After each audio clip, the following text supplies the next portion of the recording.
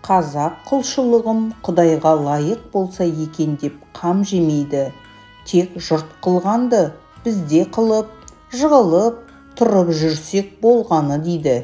Саудагер несиесін жия келгенде тапқаным осы, біттім деп алсаң ал, әйтпесе саған бола жерден мал қазанба дейтұғыны болушы еді ғой.